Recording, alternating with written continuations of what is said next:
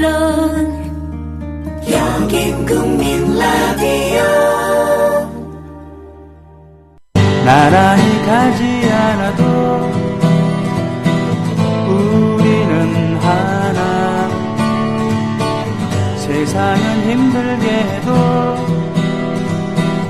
우리는 조합원. 우리는 하나.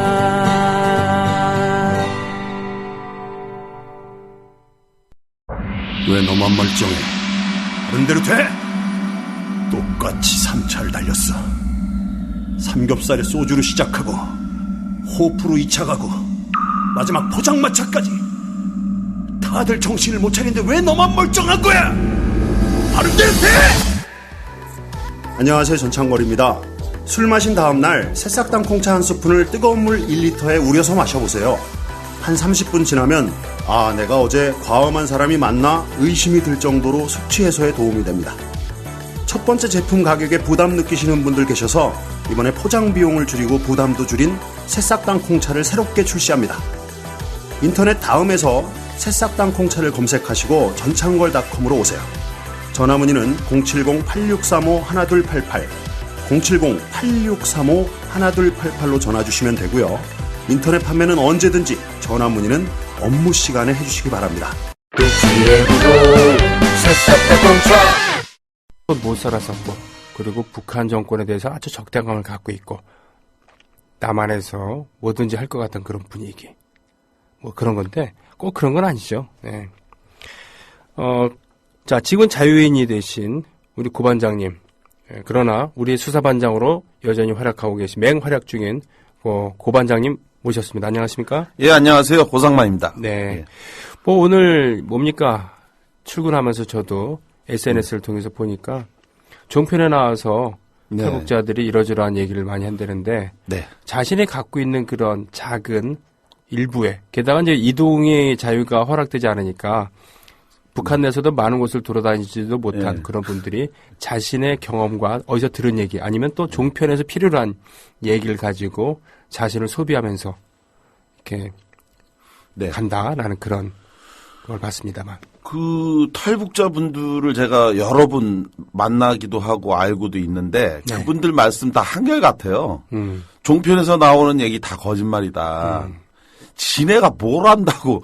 대한민국 이 민주사회에서도 청와대에서 무슨 일이 일어나는지 우리가 다 압니까? 모르죠. 모르잖아요. 네. 신문을 봐도 사실 모르는데 북한의 신문이나 방송이 다 관제 방송이고 매체인데 어디를 그런 내용을 아냐. 그리고 더군다나 웃긴 게 뭐냐면 뭐 한 10년 전, 20년 전에 뭐 중학생 정도 나이 네. 뭐 이런 사람들이 여기 와갖고 마치 어저께 평양에 있었던 것처럼 그렇게 얘기하는 거 보면 자기네들이 어이가 없다 이런 얘기를 많이 하시죠. 그래서 다 거짓말이다. 예, 그래서 저 출연하고 그러면은 실향민 출신 예. 며느리로 들어갈 수 있다. 몇 번 출연하면 성형 수술비 정도는 가뿐하게 빠진다. 네. 이런 식으로 접근을 해서 방송 출연 요청이 와서 뭐 단칼에 거절했다. 이런 얘기들도 있고 그렇습니다. 그러니까요. 네. 뭐 특히 뭐 여기 뭐 방송에 매우 자주 나오는 사람 네. 뭐 무슨 국무총 누구 총리의 뭐 사이라고 하는 사람 네네네. 그 사람에 대해서도 다른 사람들이 많이 얘기하더라고요. 뭐 총리 사이라고 해서 북이 그렇게 김일성 부자를 만나고 말도 안 되는 소리다. 네. 그런 백주열 얘기들을 돌아다니면서. 하더라고요. 네. 그것도 오래전에 들어온 사람이 마치 어저께 평양에 있었던 것처럼.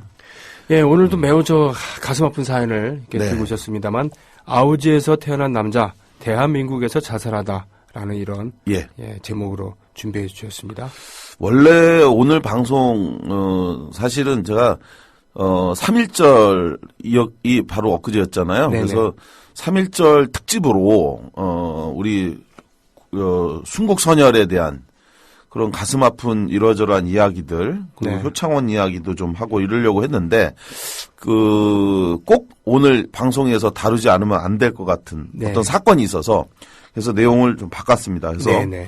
예, 아오지에서 태어난 남자 대한민국에서 자살하다라는 제목으로 오늘 방송을 좀 준비했습니다. 네. 오늘 저는 한 남자의 기구한 인생에 대해서 같이 우리 청취자분들과 좀 공유하고자 합니다. 어처구니 없는 그 비보를 제가 접한 때는 지난 2월 25일 낮이었습니다. 한 통의 전화가 이제 저에게 걸려왔는데요. 전화를 걸어온 사람은 바로 그 6.25 국군포로 가족회 한용복 대표였습니다. 네. 혹시 형님 6.25 국군포로 가족회 이름 혹시 들어보신 적 있나요? 아니요, 처음 들어봐요. 처음 들어보셨죠? 네네. 저도 처음 사실은 들을 때 이게 뭐 하는 데지? 라고 생각을 했습니다. 이 생소한 단체 명칭 6.25 국군포로 가족회 정말 가슴 아픈 사람들이 모여있는 단체인데요. 네. 이들 가족에겐 크게 두 가지 공통점이 있었습니다. 첫째는 이들 고향이 전부 북한이라는 점. 예. 그것도 우리에게는 인권유린의 악명으로 널리 알려진 네. 아오지 탄광. 네. 예. 아오지 탄광이 이들의 고향입니다. 오. 예. 왜 이들이 다 아오지 탄광이 고향이냐? 또 하나의 공통점 때문에 그렇습니다. 이들의 아버지가 전부 대한민국 국군 포로라는 점입니다. 에? 국군 포로. 아, 예. 아버지들이 대한민국 국군 프로인데 아오지 예. 탄광에서 예. 노동을 했다. 거기서 그렇죠. 아이를 낳았다. 예. 뭐 이런 얘기인가요? 예, 맞습니다. 오. 고상만의 수사반장 제19화 북한인민서열 43호 국군포로를 아십니까?에서도 한번 다뤘던 내용인데, 예. 그 지난번에 한번 제가 말씀드렸었죠, 형님. 맞습니다. 예, 예. 맞아요. 네네. 예. 그때 이야기했던 것을 오늘 간략하게 정리를 해보면 네. 이렇습니다. 1950년 6월 25일 한국전쟁이 발발했잖아요. 네. 예. 이 전쟁 과정에서 약 6만 명 정도의 국군이 교전 중 인민군에게 생포돼서 포로로 북에 끌려갔습니다. 엄청나네요. 그죠? 네. 엄청나게 많은 사람들이 이제 끌려갔는데, 그런데 이렇게 이제 끌려간 군인들에 대해서 북한 당국은 군인들에게 사상전향을 요구했습니다. 당연하죠. 뭐 우리도 했고 저쪽도 했으니까요. 그렇게 사상전향 요구하면서 한편으로 사상전향을 요구한 이유가 뭐냐? 그 전쟁이 이제 막바지에 이제 다다르면서 네. 서로 처음에는 이제 자원에서 이제 군인들을 들고 갔대요. 인민군도 네, 의용군으로. 예, 네. 북한군도. 그러니까 북한군도 그렇고 우리 남한의 국군도 그렇고 처음에는 자원해 갖고 스스로 전쟁에 나가겠다 했는데 막판에 가서는 강제 징집 형태로 막 끌고 간 거죠. 너무 많은 사람들이 죽어가니까요. 네네.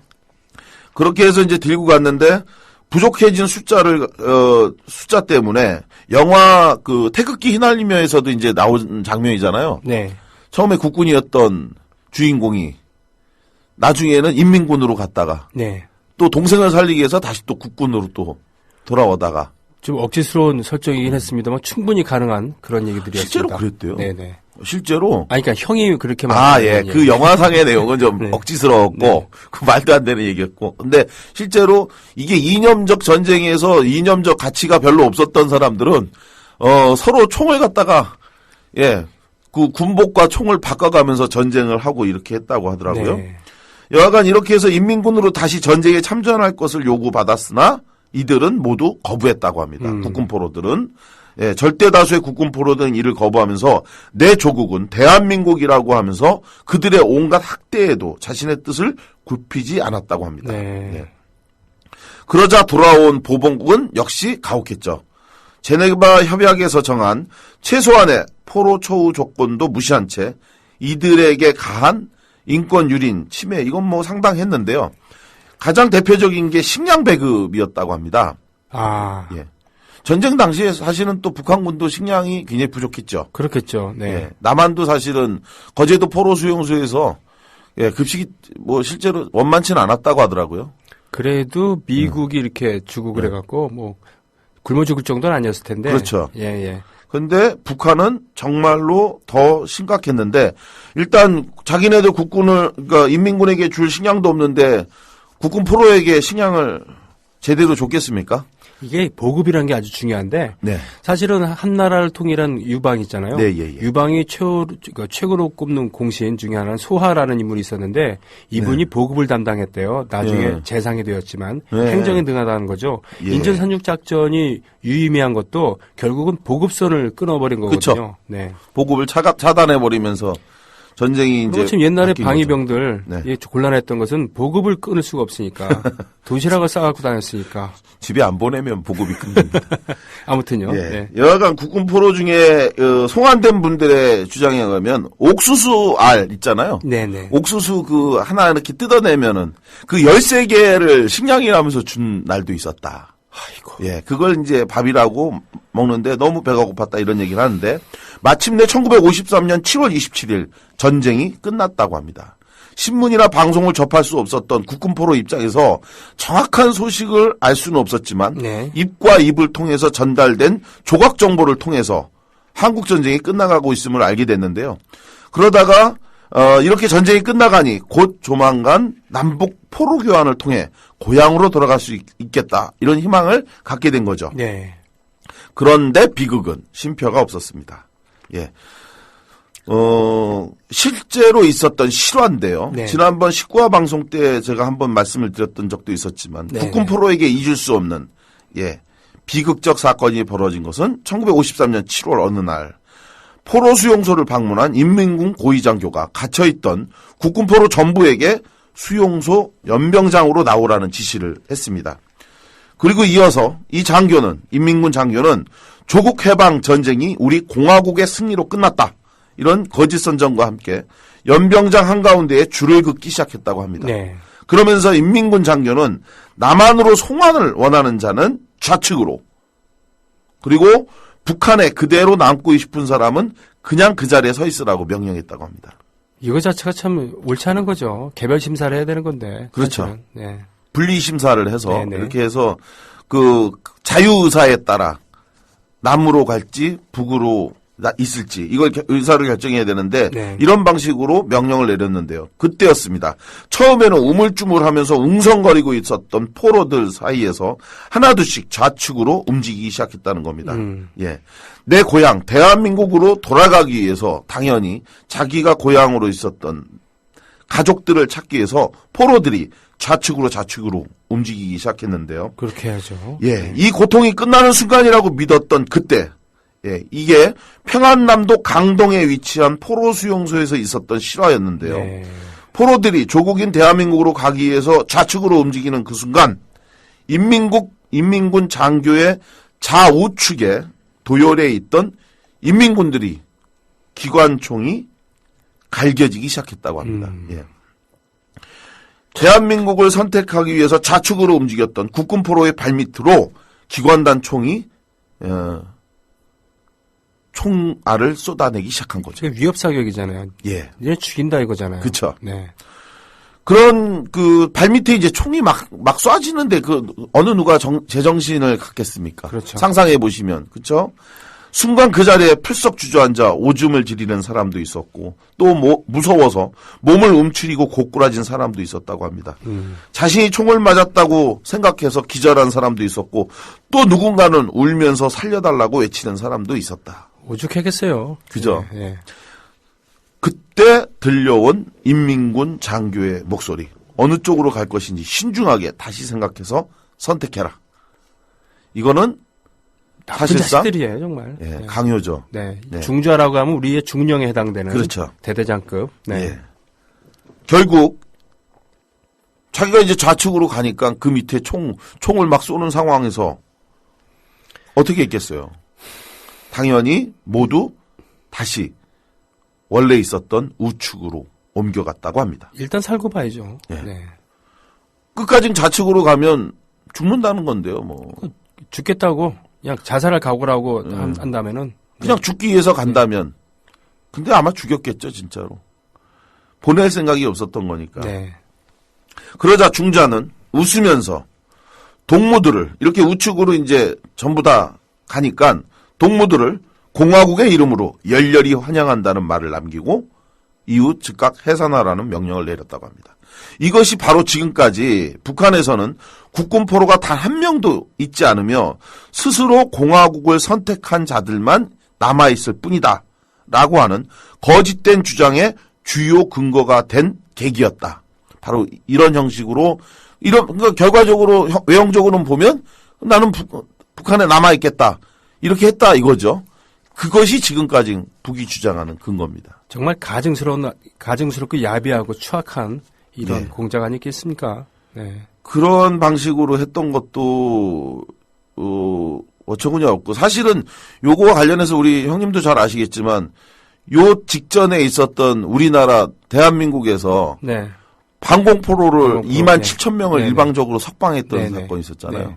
사실은 그게 이제 이거하고도 또 맞물려 있는 거더라고요. 그렇겠죠. 예, 네. 1대1 교환 방식으로 포로들을 교환하자라고 했는데 남측에서 일방적으로 협의 없이 포로들을 일방 석방해버린 그 사건 때문에 사실은 국군 포로 문제, 이 포로 송환과 관련해 갖고 발언권이 유행 측의 발언권이 사라졌다.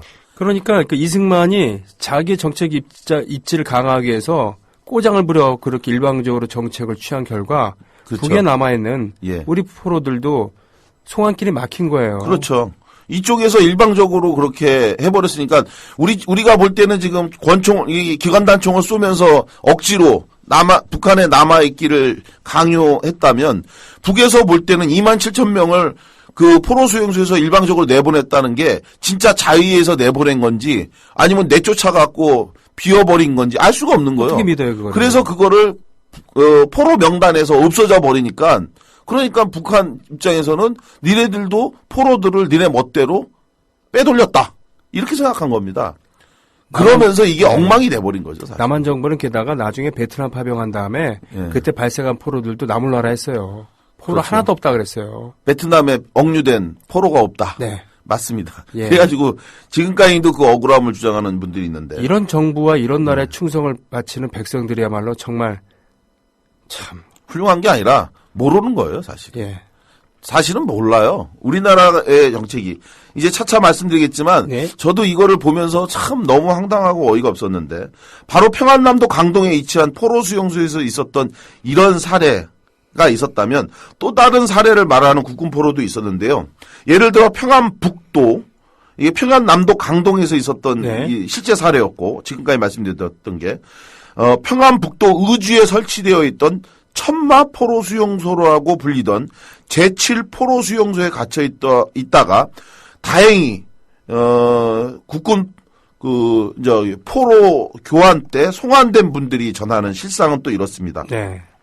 이분들의 증언에 의하면 이북 출신 공산주의자를 제외하면 대부분 남한으로 돌아올 수 있었다. 네. 이렇게 얘기를 해요. 그러니까 수용소마다 또 약간씩 조금씩 좀 달랐던 것 같아요. 그렇군요. 네. 그런데 그렇지 않은 사람들이 있었는데, 그러니까 스스로 자기가 있겠다. 나는 공산주의자다. 나는 이북 출신이라 내 고향, 내 가족이 북에 있으니 나는 여기 있겠다. 이렇게 한 사람들 빼놓고는 대부분이 또 돌아올 수 있었는데 이 사람들 말고 진짜 돌아오지 못한 사람들이 있었다. 그들이 네. 누구냐면 바로 공산주의를 부정했던 적극적인 어떤 사람들. 진짜 국군 포로. 예. 북에 대해서 아주 비판적 입장을 갖고 있던 사람은 불이익을 주기 위해서 일부러 안 보냈다는 거예요. 그런 사람들 보내줘야지. 그래야지 자기들도 사실은 편한 거 아니에요, 원래는. 근데 인구가 사실은 국력이잖아요. 그때 당시만 해도 다. 아, 예. 그러니까 사람들을 여기서 원하는 대로 다 보내주면 사실 지금도 우리는 한 5천만 정도, 네. 5,100만 정도가 되는데 북은 한 2천, 네, 그렇죠. 2,600만? 뭐 이 정도밖에 절반 이하거든요. 절반 이하죠. 예. 네네. 그러니까 이제 사실은 국력이라고 하는 게 토지 면적도 있지만 그 나라 국민도 있는데 원하는 대로 다 보내주면 그래서 예전에 뭐 전쟁 끝나고 나면 우리나라가 예를 들어 고구려가 망했을 때 당나라가 우리나라의 유민들을 한 20만 명을 뭐 강제로 들고 가서 자기네들 그 국민으로 삼기도 하고 또 전쟁이 끝나고 이기면 그 포로들을 들고 갔던 게 사실은 이 국민 아하. 이거거든요. 맞아요. 하긴 대조영도 그렇죠. 그 발해를 세운 대조영도 그런 고구려 유민 출신이군요. 그렇죠. 네. 그렇게 해서 이제 갔던 건데 마찬가지로 이때도 그랬는데 북한이 공산주의를 적극적으로 부정했던 반동분자 이 사람들도 남한으로 보내주지 않았다고 합니다. 그러면 이러한 국군 포로는 과연 어느 정도 되는 것인가? 사실 우리나라에서 정확한 통계조차도 갖고 있지 않은데 6.25 전쟁 당시 송환된 국군 포로는 공식적으로 얼마 정도 될 것 같아요? 그러게요. 그 6만 명 정도가 6만 명 정도가 남아있었다 그러면은 예, 그래도 포로로 갔다라고 이제 추산되고 있는데 예, 그러면 한 반 정도는 와야지 좀 그렇죠. 예. 그런데 놀랍게도 그래도. 정확하게 8,333명. 아이고. 이 숫자만 사실은 우리가 송환받았다고 합니다. 그러니까 10명이 잡혀갖고 예. 그중에 100명이 잡혀갖고 한 12~3명밖에 못 왔다는 얘기군요. 이거밖에 그러니까 이게 이제 아까 말씀드렸던 바로 방공 포로들을 일방적으로 석방하면서 이 문제를 끝까지 따질 수 없는 한계가 바로 그것 때문이었다고 합니다.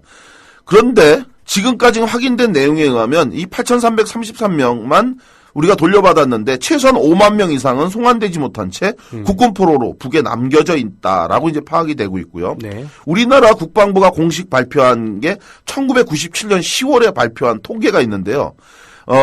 지금 현재 북에 억류된 국군 포로는 최소한 41,971명이다. 이렇게 국방부가 97년도에 발표한 자료가 이제 현재까지 그나마 정부의 공식 집계 발표입니다. 휴전한 지 45년, 해수로 45년째 예. 되는 해에 발표한 게 그렇죠. 41,971명이다. 예. 그런데 바로 이렇게 최소 4만 명에서 최대 6만 명까지로 추산되고 있는 국군포로 이분들이 왜 이제 추산되지 않냐면 6.25 전쟁 당시에 실종된 군인들은 전부 다 전사로 처리를 해버렸어요. 국군포로가 아니라. 정말 무책임해요. 그냥 네. 아주 쉽게 네. 군인이었는데 군번이 부여됐는데 나중에 다 소집을 한 거죠. 부상자니 생존자니 그래가지고 그 사람들한테 복을 받으니까 빈 거죠. 숫자가. 이 사람들은 어디게 그러면 이 사람들을 전부 다 그냥 전사자로 처리해버린 겁니다. 네. 포로니 뭐니 이런 개념으로 한 게 아니라 그렇게 해서 이렇게 이제 남겨졌던 대한민국이 송환받지 못한 군인들은 어떻게 살았느냐. 지난 시간에 말씀드렸던 것처럼 이들은 예를 들어서 평안남도 강동에서 기관총 난사 사건이 있고 나서 네. 2~3일이 지나가던 그날 국군 포로들은 전부 다 화물 기차에 타야 했다고 합니다. 북한 당국이 행선지도 알려주지 않은 채 열차에 국군 포로들을 전부 다 타게 하고 꼬박 하루를 달려 내린 그곳이 바로 아오지 탄광이었던 겁니다. 네. 그리고 이어진 그곳에서의 삶은 지옥과 다르지 않은 고통이었다. 이것이 이분들의 주장인데요. 우리에게는 북한군이 괴뢰군이잖아요. 우리 네. 어렸을 때 맨날 괴뢰군 이런 얘기 들었지 않습니까? 근데 반대로 국군은 저들에게 있어서 또 다른 괴뢰군이었습니다. 그렇죠. 남한 정부가 미국의 예. 꼭두각시, 예. 꼭두각시 중에 일종인 괴뢰, 예. 괴뢰국이었을 테니까요. 괴뢰국. 네.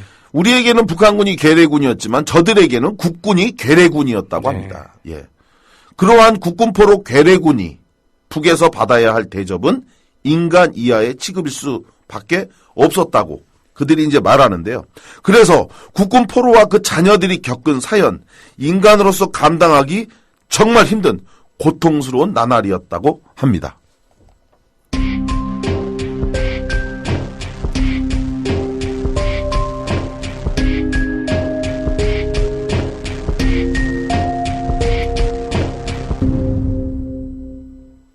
네, 이어주시죠. 네. 아오지 탄광으로 끌려갔는데, 그렇죠. 예. 아오지 탄광하면 뭐 대한민국 국민은 뭐 다 떠올리는 것. 예, 함경북도에 있죠? 예. 네. 은원군이라고 이제 불리는데 네. 공식적으로는요. 은원군 아오지읍. 네. 예. 그걸 아오지읍에 위치한 탄광. 그걸 이제 우리가 아오지 탄광이라고 이제 부르는 거죠. 네. 자, 국군 포로들은 1953년 7월 27일 이후 이곳 아오지읍에 위치한 여러 탄광에 이제 배치가 됩니다. 그렇게 이제 강제로 이제 국군 포로들을 그 아오지읍에다가 이제 데려가고 난 후에 그리고 나서 죽을 때까지 단 한 발자국도 벗어날 수 없는 철저한 통제 속에서 강제 노역에 처하게 하는데요. 네. 탄광의 고되고 힘든 생활을 우리나라에서 흔히 쓰는 단어 막장이라고 하는 단어. 네. 여기서도 이제 알 수 있지 않습니까? 막장이라는 단어 아시죠, 형님? 막장. 네. 네, 탄광의 예, 맞습니다. 끝을 얘기한 거잖아요. 더 이상 헤쳐갈 수 없는 마지막 막다른 상황.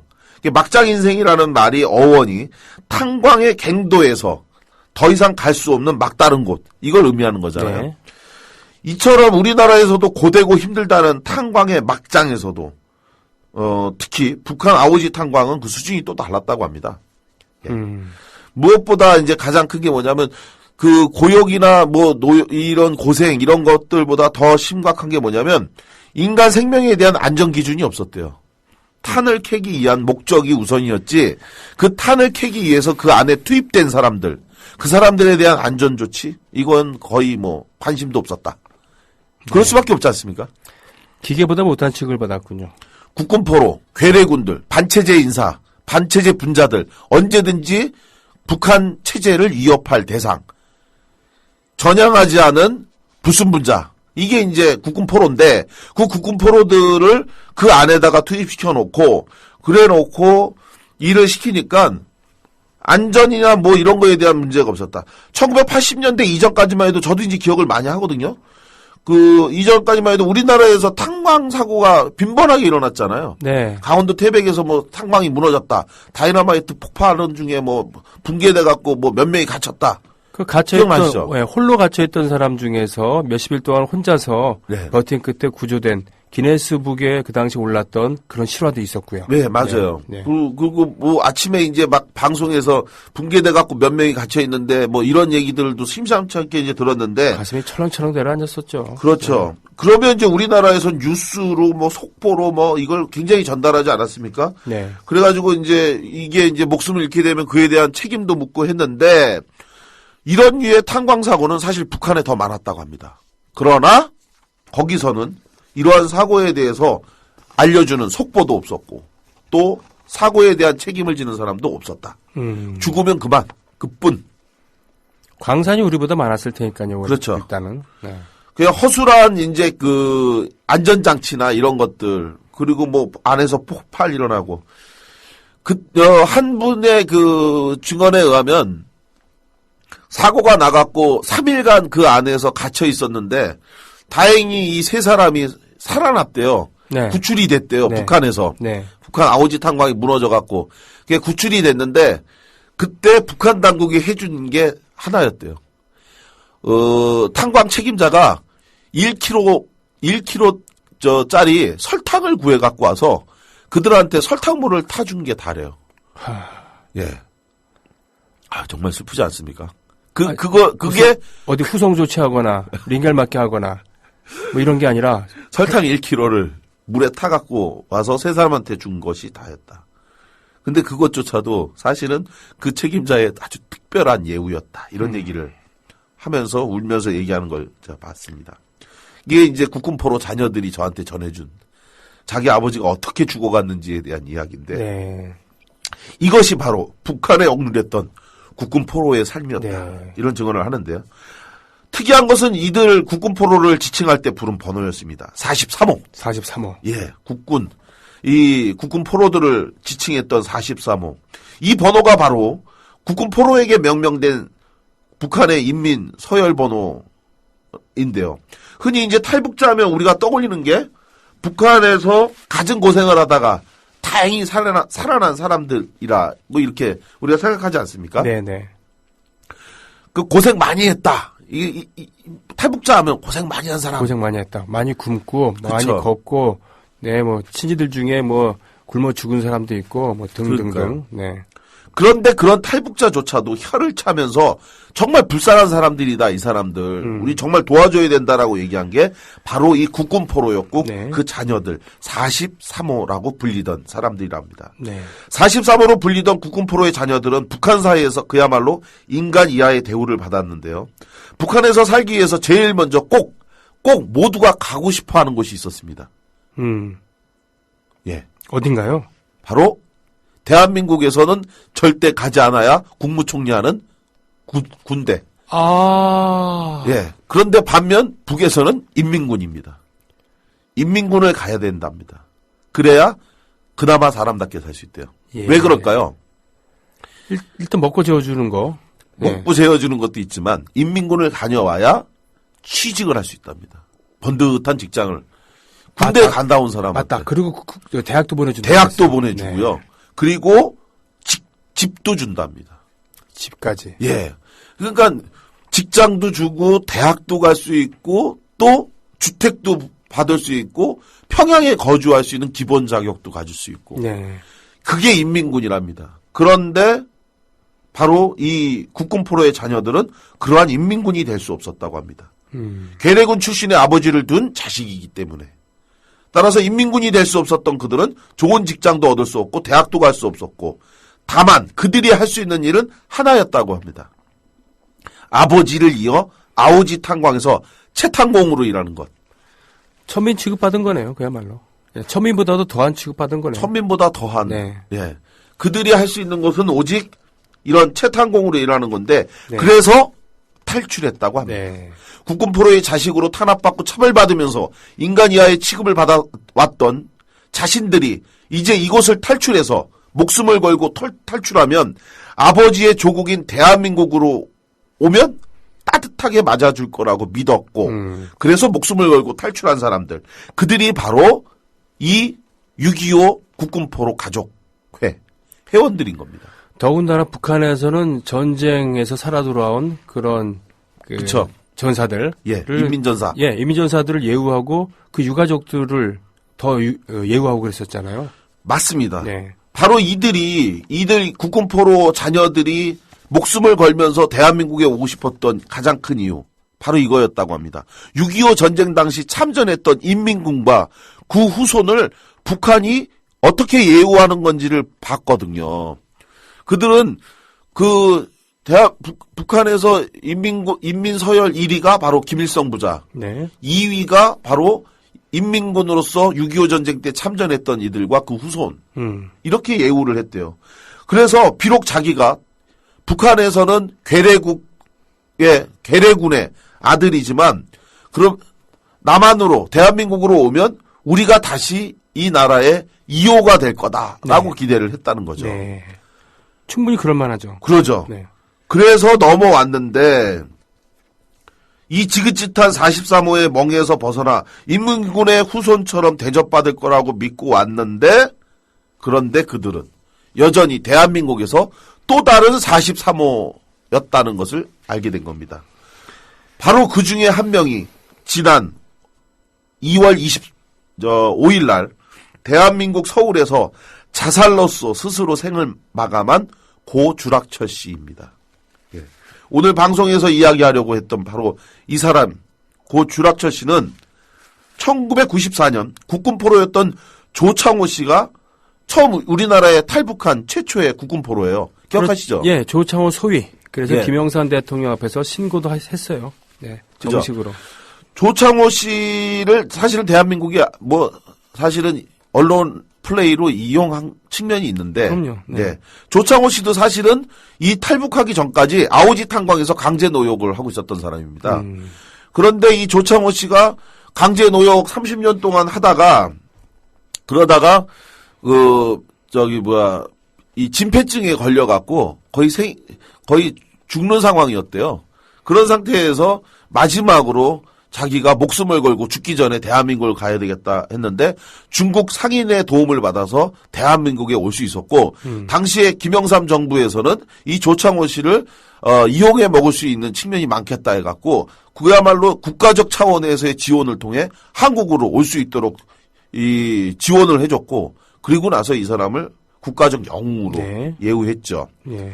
그런데 그걸 보고 많은 사람들이 북한에서 우리도 가면 이렇게 예우해 주겠구나라고 생각해서 그래서 오늘날 현재까지 모두 97세대의 국군포로 자녀들이 탈북해갖고 대한민국에 오게 됐다는 겁니다. 그러면서 그 아버지, 국군포로인 아버지가 지금은 이제 다 돌아가셨는데 이 97세대의 그 자녀들의 아버지들은 다 사망했는데 그때 죽으면서 너만이라도 대한민국에 가. 내 군번을 대면 그러면 대한민국이 예우해 줄 거다. 이렇게 했는데 주락철 씨 역시 아오지 탄광에서 국군포로 출신이었던 아버지 주창섭 씨의 아들로 태어나 2005년 3월 탈북해갖고 대한민국에 왔다고 합니다. 그런데 말씀드렸던 것처럼 대한민국에 도착만 하면 북한 당국이 인민군 참전 이 후손들에게 해준 것만큼 최소한 자기들도 그렇게 예우해 주겠지 하고 기대했던 그것이 얼마나 황당한 것인지를 깨닫는 데는 그리 오랜 시간이 걸리지 않았다고 합니다. 예. 아버지의 군번 하나만 되면 적어도 6.25 전쟁 당시 이런 인민군의 자녀처럼 북한 당국이 해준 것처럼 해줄 거다라고 했는데 그건 그들만의 착각이었던 거죠. 대한민국에서 그들의 아버지는 누구도 기억하지 않는 존재였다고 합니다. 실종자는 전사 처리했을 테니까요. 그쵸. 네. 모두 다 전사 처리가 됐죠. 영웅은 고사하고 국군포로인 자기 아버지가 북한에 생존해 있었다는 사실조차도 부정당했다고 합니다. 네. 예. 이는 국군포로의 사망일만 봐도 알 수 있죠. 형님 지금 방금 말씀하셨던 것처럼 현재 우리나라 국군포로들 이들 병적 기록표에 기재된 사망일자는 다 똑같다고 합니다. 하루로 다 똑같대요. 1950년 6월 25일. 병적 기록표에 다 그날 죽은 걸로 다 똑같이 써 있대요. 53년 7월 27일도 아니고. 예. 전쟁일 날. 전쟁 터진 그날 1950년 6월 25일 날 그날 국군포로는 전부 사망한 걸로 기록돼 있다고 합니다. 네. 이걸만 봐도 이 아버지들은 그냥 6.25 전사자일 뿐인 거죠. 네. 그들이 기대했던 영웅도 국가로서 책임져야 될 최소한의 예우도 없었던 거죠. 그런데 이 1950년 6월 25일이라고 기재되어 있는 사망 일자가 이 국군포로 자녀들한테 더 기가 막힌 피해를 입힌 게 있어요. 바로 뭐냐? 1950년 6월 25일 날 이들이 다 사망했잖아요. 네.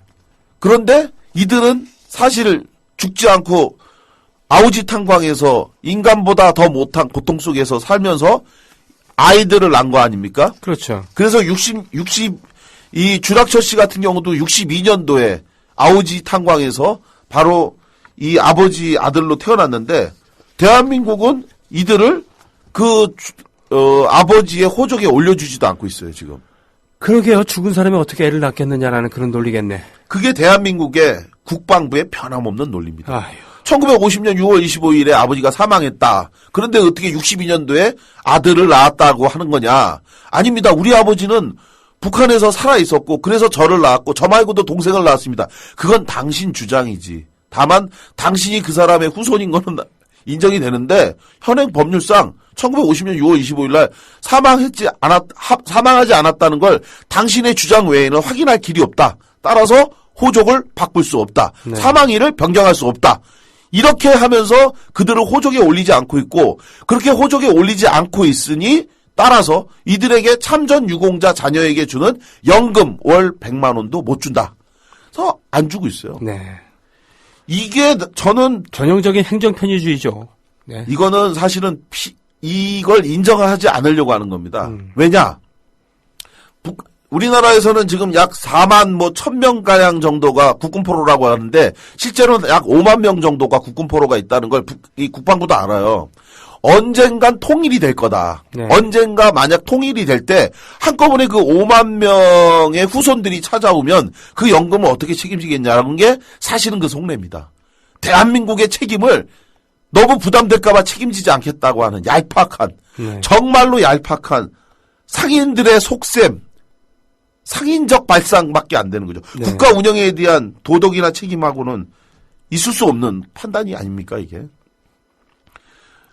그래서 1962년 아오지 탄광에서 태어난 주씨 역시 이러한 대한민국의 국군포로 자녀에 대한 잘못된 정책 항의하고자 지난 2014년 여름 7월부터 2015년 2월 24일까지 1인 시위를 하면서 국방부 앞에서 매일 1인 시위를 하면서 싸웠다고 합니다. 네. 6.25 국군포로 가족회 일원으로서 자기 아버지 주창섭 씨의 명예회복과 또 올바른 이 국군포로에 대한 보건정책 개선 요구하면서 싸웠는데 주 씨의 어릴 적 별명 뭐였냐면 참 기가 막히더라고요.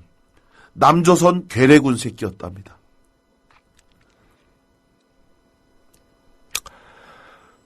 남조선 괴뢰군 새끼라고 불렸던 그 핍박과 서름 속에서 그 아버지의 별명 또한 봉사직이었대요. 왜 봉사직이냐? 봉사. 눈이 안 보이는 사람을 봉사라고 부르잖아요. 신봉사 뭐 이런 것처럼. 이 아버지는 아오지 탄광에서 강제 노역을 하다가 다이나마이트 발파 과정에서 시력을 잃고 눈까지 멀었다고 합니다. 이렇게 아버지는 시력장애인이 되고 그 아들은 남조선 괴뢰군 새끼라는 별명으로 핍박받으면서 살아왔는데 네. 희망을 갖고 정말 목숨을 걸고 돌아온 대한민국은 주 씨에게 아무런 희망도 주지 않았다고 합니다.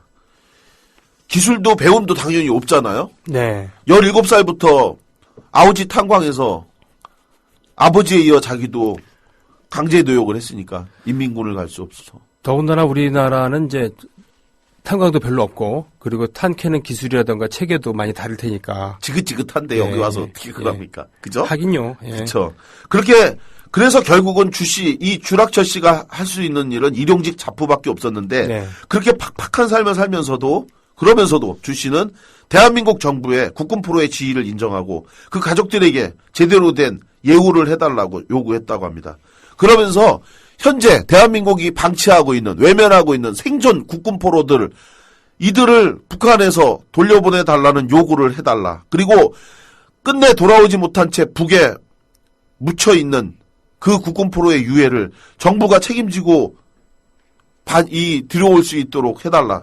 이런 당연한 요구를 했는데 네. 그러나 이러한 요구는 대한민국 정부에서 지금 이 시간까지도 외면당하고 있는데요. 급기야 불행한 사건이 터진 것. 이 대한민국 국방부의 공식 입장이 뭔지를 정확하게 확인한 날 바로 지난 2월 13일이었다고 합니다.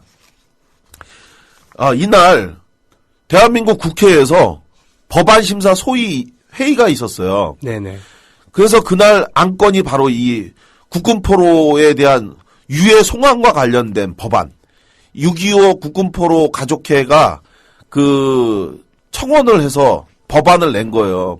그래서 적어도 국군포로 유해를 송환하기 위해서 국가가 책임지고 노력을 해주고 만약에 국가가 그 역할을 다 하지 못해서 그 자녀가 그 아버지의 유해를 몰래 북한에서 송환해 갖고 오면 적어도 그 비용만이라도 네. 실비만이라도 대한민국 정부가 책임지겠다라고 하는 것을 이 법안으로 만들자라고 하는 걸 안을 냈는데 이것에 대해서 국방부 고위 관계자가 한 발언입니다.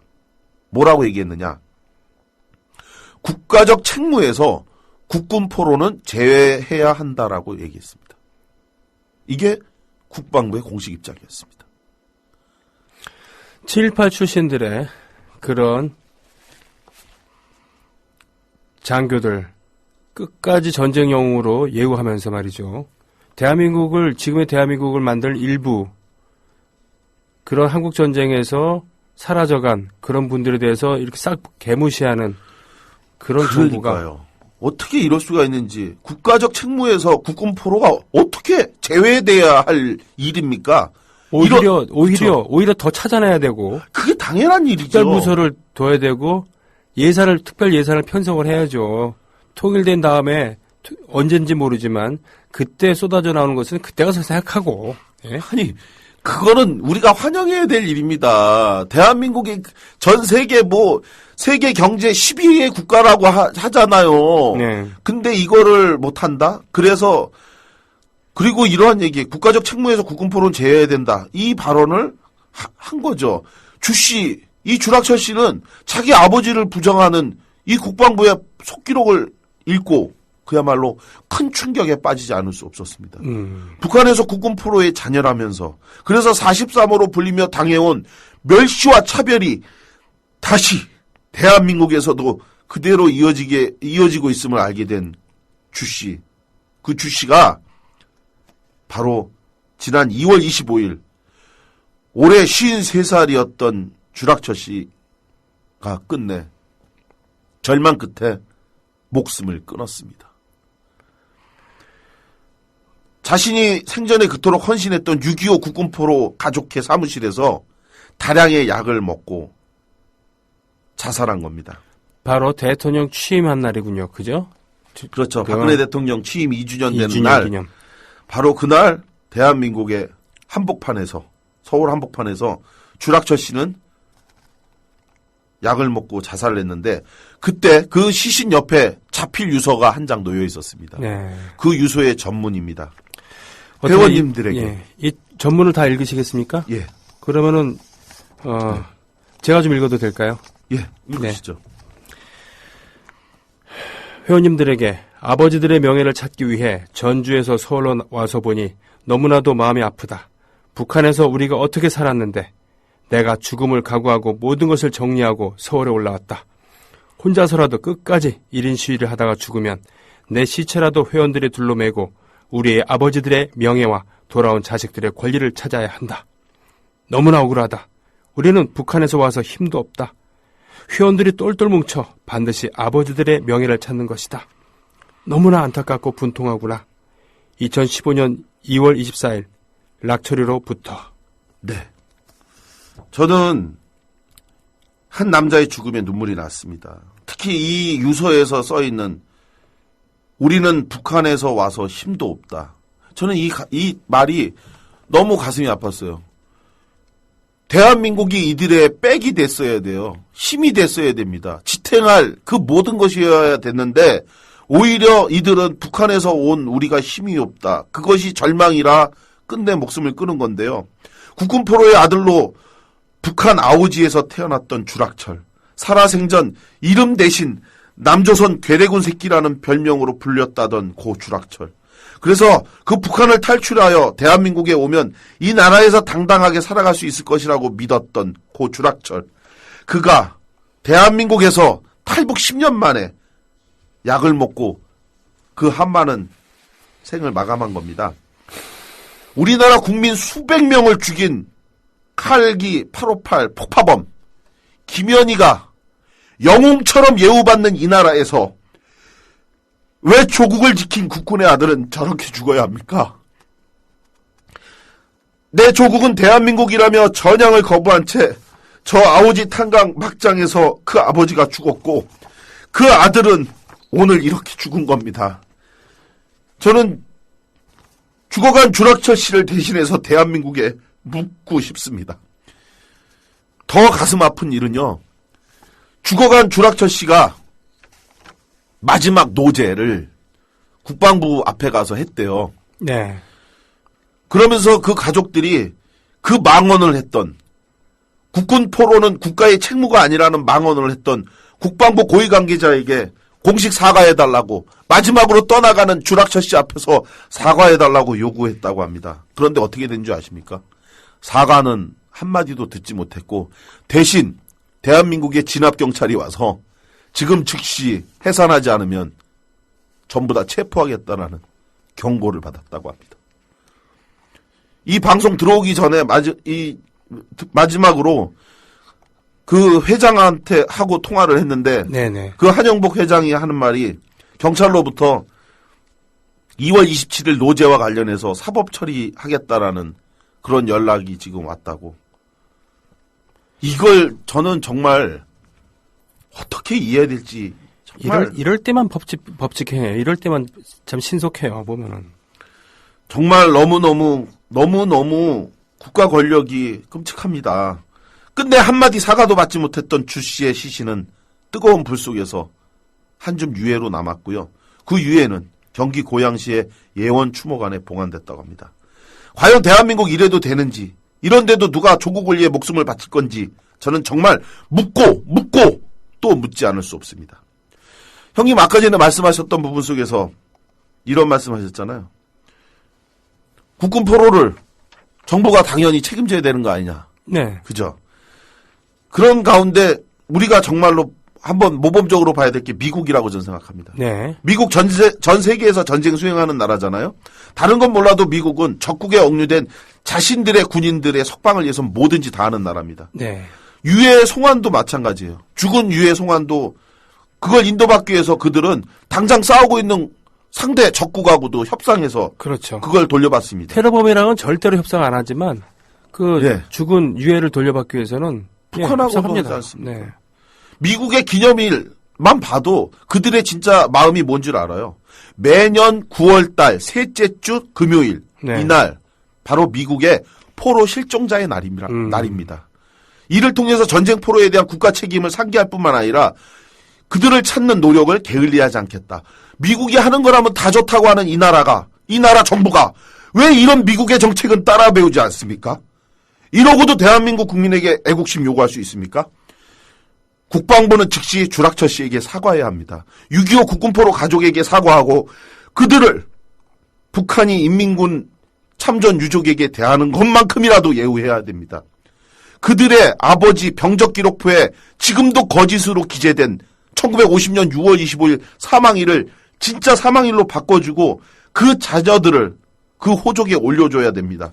이를 통해서 그 자녀들에게 월 100만 원씩의 연금이라도 받게 해줘야 하는 것. 이건 너무도 마땅하고 당연한 최소한의 예우 아닙니까, 형님? 네네. 저는 주락철 씨를 대신해서 강력히 이걸 요구합니다. 그리고 마지막으로 대한민국 국방부가 명심해야 될 일이 있습니다. 지금은 80세가 다 된 한 국군포로 출신 할아버지의 증언입니다. 한국전쟁 당시에 6.25 전쟁 당시에 국군포로로 이 할아버지도 북에 억류되었다가 다행히 송환되었다고 합니다. 이 국군포로로. 네. 포로 교환 때. 그런데 이분이 군대 가는 자기 손자에게 입대 전날 한 말이라고 합니다. 뭐라고 얘기했냐. 그 손자에게 절대 용감하게 하지 말고 피할 건 피하고 절대 잘난 체 하지 마라. 이런 말을 하면서 손자를 보냈다고 합니다. 이 할아버지의 말씀은 자기가 못나서 국군포로가 된 게 아니다. 예? 네. 자기는 끝까지 그 전쟁터를 사수하다가 용감히 싸우다 국군포로가 됐는데 그런데 이 나라는 국군포로로 돌아온 자기를 예우해 주지 않더라. 심지어는 병적기록표에 자기도 전사자로 처음에 처리가 돼서 제대로 된 직장에 취직도 할 수 없었다. 이런 얘기를 합니다. 네. 이런 나라에서 과연 누가 또 애국을 하겠습니까? 1962년 아오지에서 태어나 2015년 대한민국에서 죽은 고 주락철. 대한민국은 외면했지만 저는 당신의 아버지 대한민국의 자랑스러운 국군 고 주창섭님을 영웅으로 생각합니다. 그리고 그 아버지의 명예를 드높이기 위해 싸워온 당신의 헌신을 애도합니다. 잊지 않겠습니다. 그리고 대한민국이 당신의 아버지를 인정할 때까지 늘 말하고 기억하겠습니다. 부디 저 세상에서나마 안녕히 가십시오. 고맙습니다. 고맙습니다.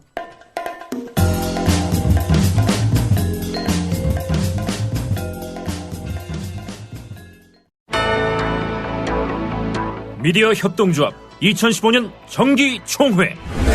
미디어 협동조합은 정관에 따라 2015년 정기총회를 3월 7일 토요일 낮 1시 서울 지하철 강남역 4번 출구 인근에 있는 비트비 빌딩 3층 비트캠프에서 개최합니다. 정관과 규약 개정, 2014년 결산보고서, 감사보고서, 사업계획서 및 수입지출 예산서의 보고와 승인 등을 하게 되는 이 자리에는 대의원 본인의 출석이 필요합니다. 대리 출석은 불가능합니다. 자세한 총회 보고사항은 미디어 협동조합 홈페이지 조합 공지사항란에 있습니다. 이 실황은 국민라디오를 통해 생중계됩니다. 3월 7일 토요일 낮 1시 서울 지하철 강남역 4번 출구 인근에 있는 비트빌 빌딩 3층 비트캠프에서 있을 미디어 협동조합 2015년 정기총회. 대의원 여러분 전원의 참석을 바랍니다.